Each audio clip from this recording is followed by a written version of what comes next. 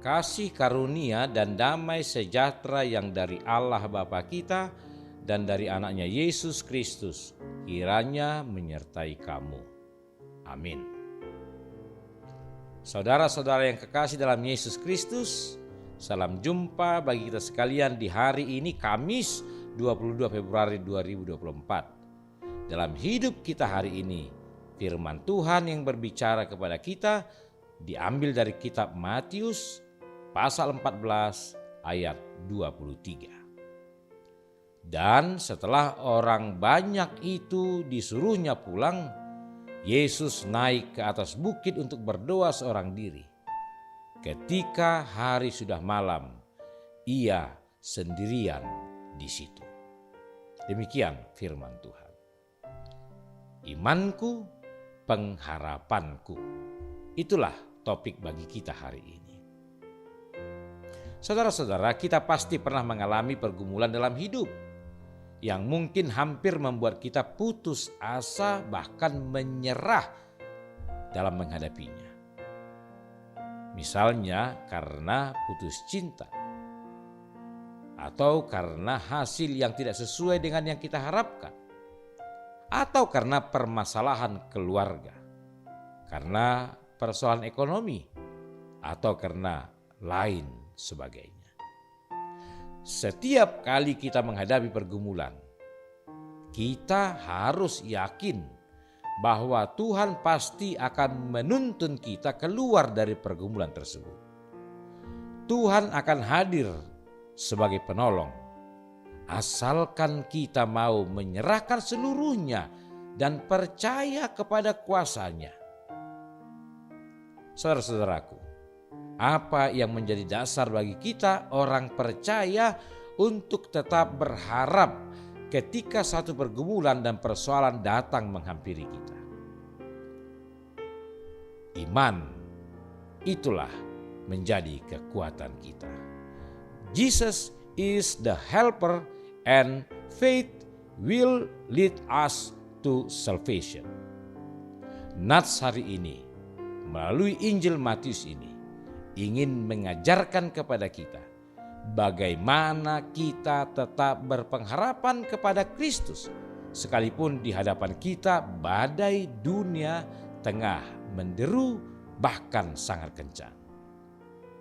Saudara-saudara, ketika para murid sudah berada di atas perahu, tiba-tiba angin ribut yang sangat kencang datang dan kapal mereka terombang-ambingkan di tengah laut. Setelah itu Tuhan datang untuk menolong mereka. Seperti itu jugalah yang akan dilakukan Tuhan kepada kita ketika kita menghadapi persoalan. 1000 persoalan atau bahkan 10.000 persoalan, itu semua akan rebah karena pertolongan Tuhan. Tuhan pasti akan datang untuk menolong kita. Lalu bagaimana caranya kita mempercayai bahwa Tuhan akan menolong kita? Yaitu dengan iman kepercayaan kita yang teguh kepadanya. Lalu bagaimana cara kita mempercayai bahwa Tuhan akan menolong kita? Yaitu dengan iman kepercayaan kita yang teguh kepadanya. Ketika kita memiliki permasalahan, masuklah ke dalam kamarmu dan berdoalah kepada Tuhan. Datanglah kepada Tuhan dan serahkanlah seluruh pergumulanmu kepada Tuhan melalui doa. Maka Tuhan pasti akan menolong kita. Karena doa orang benar, bila dengan yakin didoakan, akan besar kuasanya. Tidak hanya kuasa untuk memberikan ketenangan hati, tapi juga kuasa untuk menuntun kita keluar dari permasalahan itu. Alkitab mencatat bahwa keberhasilan melewati pergumulan adalah buah dari doa yang disertai dengan iman dan pengharapan. Doa adalah sebuah awal terjadinya sesuatu yang besar. Tetapi sayangnya, generasi sekarang justru cenderung menyepelekan kuasa doa. Kita tidak akan menyadari betapa dahsyatnya hasil doa sehingga meninggalkan jam-jam doa kita. Saudara-saudaraku, doa sanggup mendatangkan mujizat. Doa juga merupakan kegiatan yang sangat produktif karena melalui doa kita izinkan kuasa Tuhan bekerja. Ketika kuasa Allah bekerja, maka jalan yang buntu terbuka. Ide-ide kreatif tercipta.